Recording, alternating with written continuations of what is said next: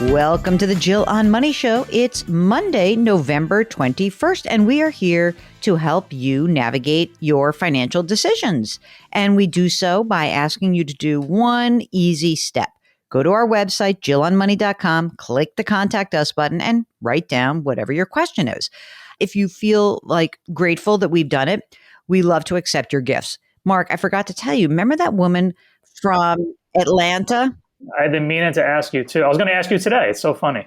Oh my God. So she sent me, so she has a farm stand and she sent me a very delicious jelly jam kind of thing. Her card that she sent me was so lovely. Same. Yeah. We used it over the weekend. It was very good. It's good, right? So anyway, thank you for that.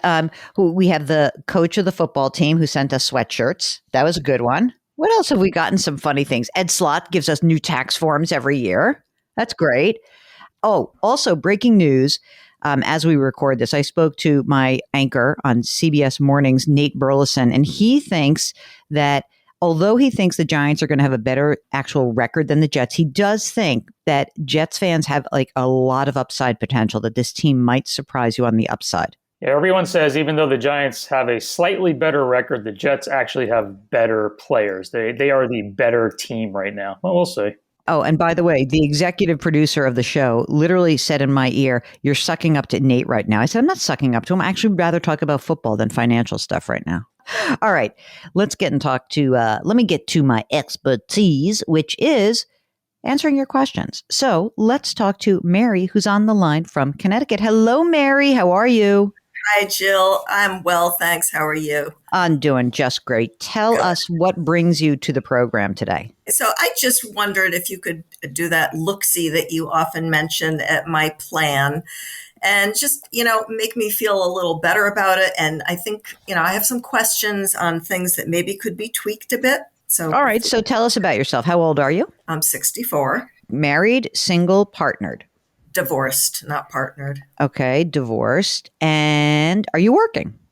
I am working. My income is about $99,000 a year.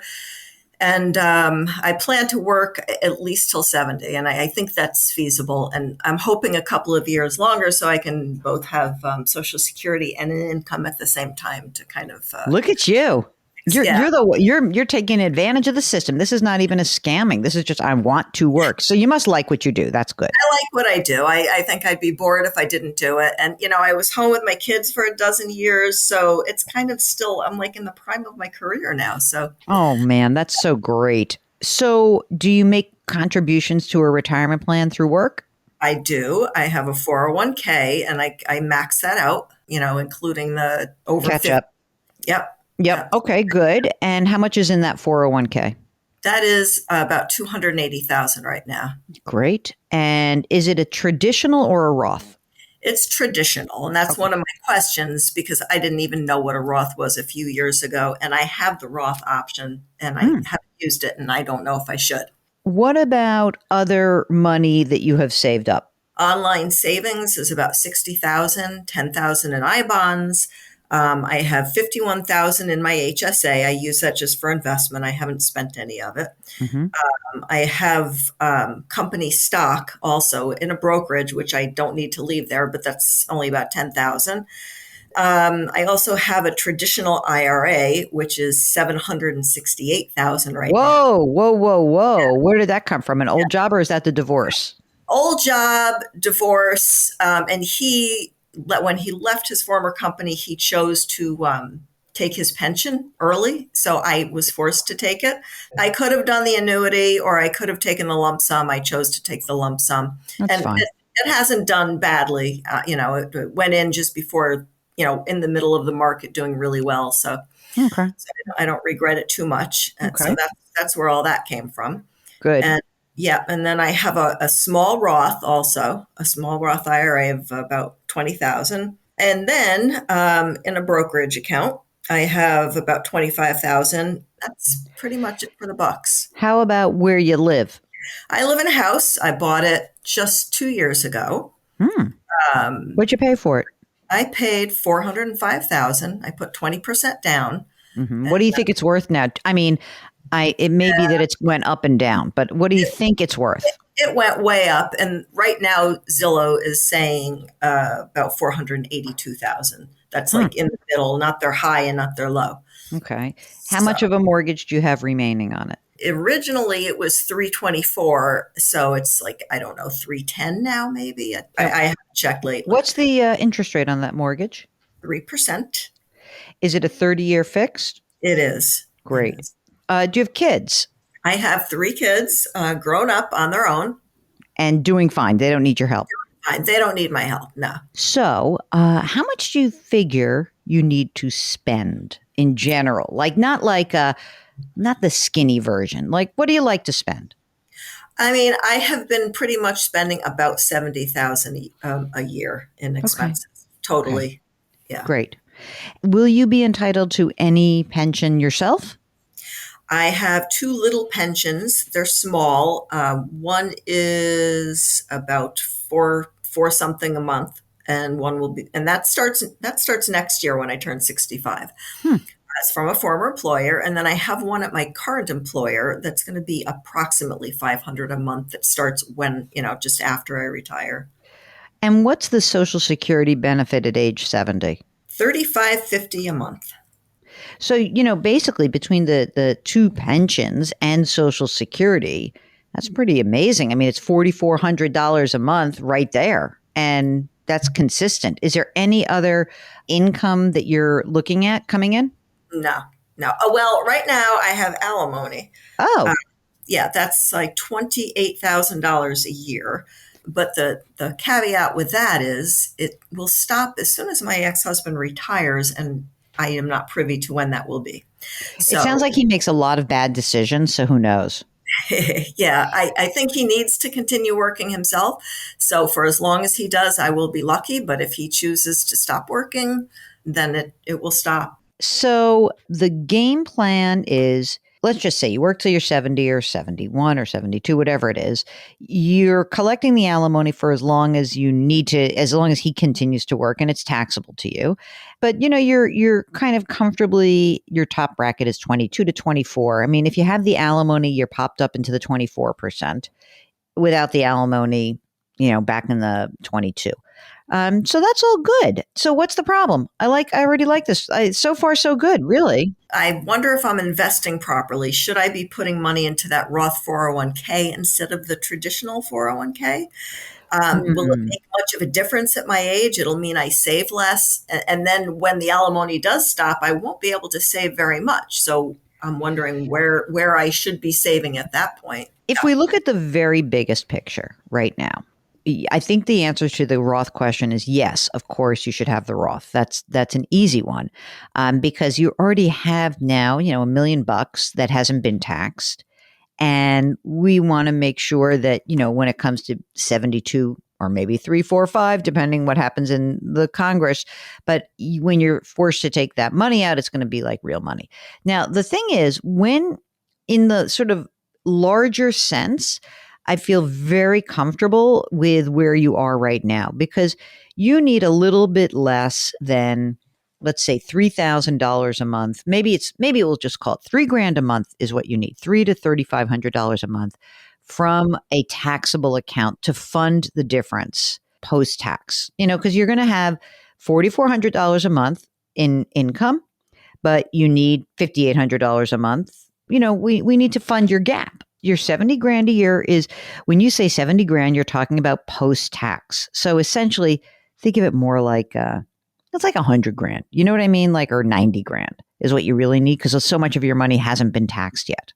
And so you have the money to do that, which is all good. However, I do think that having all of this money pre-tax puts you in the situation where you're like, I got to pull all this money out, right? So if I did it like right this second, I'm just going to do the person. If I said, you've got $1 million and now you're 72 years old, right? There's this thing called a uniform lifetime table. I'm not doing this off the top of my head. It's an Ed Slott little thing. So it says age of IRA owner or plan participant, 72. Which then gives you a life expectancy of 27.4 years.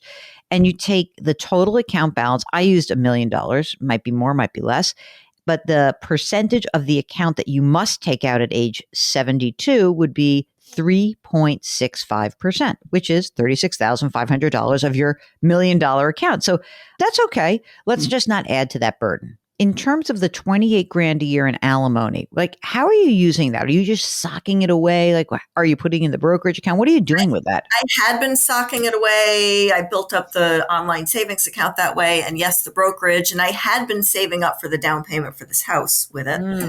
But now that I have the house, my expenses are a little higher and I'm trying to, maintain the house and do a few things with it. And so the money is getting spent more quickly. I've also had a few more like medical expenses and not a big deal, but it's been enabling me to continue saving, maxing everything out. Do you have a match up to a certain percent in your retirement account? Yes, that's 5 or 6%. I can't remember which, but yes. Well, what if we said, why don't you just try this as like sort of an experiment?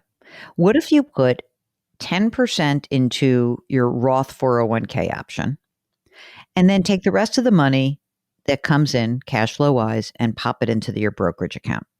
I think that if in 5 or 6 years that brokerage account was more like 100 or 150, I think that's a better way to go into your retirement years because you'll have a little more flexibility. The 10% to the Roth, I don't know what the tax implications will be. So you're going to have to pay more taxes. Right, I know. So I guess I would keep some out and not put some of it in the brokerage. But you have money in savings. I mean, it's not going to be like if there could be a surprise, like, oh, you have $50,000 to pay in taxes. Maybe there's like a $5,000 fudge factor. So you have a little extra money. See how it goes. You have to have a full year of it to really figure it out. You can go to the withholding calculator at the IRS and see what the right withholding would be if you move to a Roth. So you don't have like a nasty surprise. Now, you've got 3 grown kids. Grandchildren or no grandchildren? No grandchildren. All right. So we don't have to give any money away to 529 plans or anything like that. Do you have your estate documents completed? I have 2. I have a will and I have the medical proxy, but I do not have power of attorney. Which I hear you mention. I never knew, other than you mentioning it, I didn't even know I would need one at this point. All right. I'm going to give you an example of why this is good to have. Let's just say, I'm not even saying you have some horrible illness, but let's just pretend for some reason you're like, you fell and you're in the hospital, like you need a new hip or something. And it's at the moment where you're like, oh, geez, I didn't do the online bill pay and I don't have something automatic, or I need money shifted from one thing to another. Someone who holds your power of attorney can do those kinds of things for you. They can like move money for you, or they could say, oh, mom needs to write a check to somebody who was doing work in her house. She forgot to do that. Someone else can write a check on your behalf. And so I think that it's a very easy document. There's a statutory part of, I bet the state of Connecticut probably has an actual durable power of attorney on the website. I did this for a friend of mine recently. I just went to the New York State website, printed it out, and we completed it and got someone to notarize it. It was very easy to do. I think you were on the right track. How are you feeling about your investing given this horrible year that we've had? Have you done okay, or have you gotten nervous? I have not gotten nervous. I think I've learned that things will straighten themselves out, and I try to remember that I'm buying everything at a discount right now. So you are good. Oh, so my claptrap has somehow gotten through to you. So I appreciate that. Thank you. Yes. Since the beginning of the pandemic, I've been listening to your show daily, which has definitely reinforced the don't panic. So do we have any other questions, or do you have any other questions that we can answer for you? I do. Mm-hmm. I have basically all of the large sums of money in target date funds. Is that okay? I mean, it's easy. They're very low cost. So that's good. But should I really have like a 3-fund portfolio instead? Well, let me ask you this. You've got a 401k. Where is that 401k held? What's the big company that is the... That's at Fidelity. Okay. So, I mean, look, you have a lot of money. It is certainly easy to do. However, I also know the target date funds are easy.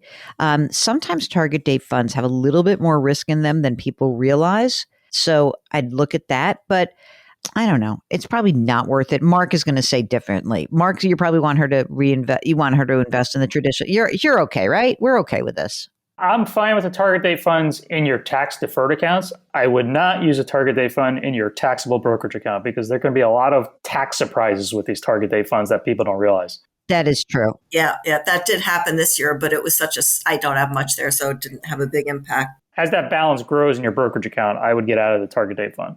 And just out of curiosity, the 30,000 that you have in the brokerage account, do you have a loss in that account right now? I'm not sure. Why don't you look at that? Let's see what you have. If at the beginning of the 2023 year, you don't have to do it this year, because this year I think tax-wise you're fine. But next year when you switch to the Roth and you want to kind of alleviate yourself, you may want to make the change out of that target date fund, especially if you have a loss, and take the loss.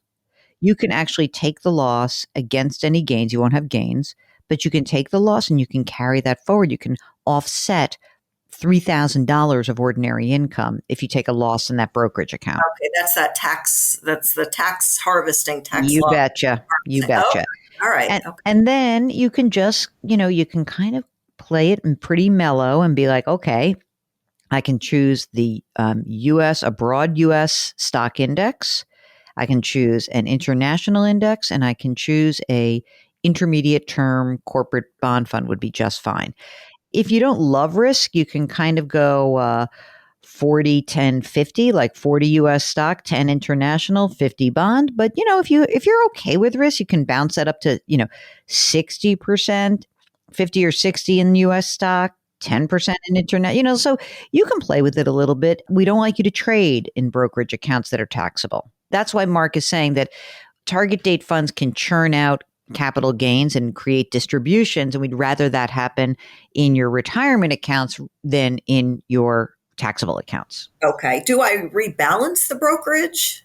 I mean, this would be a rebalance. This would essentially be a rebalance, but you would do it once a year. And the way that you probably would do it is you would probably do it with just the new money you're investing. You don't have to do it and take tax losses and gains. You could, but the new money going in, you could really use that.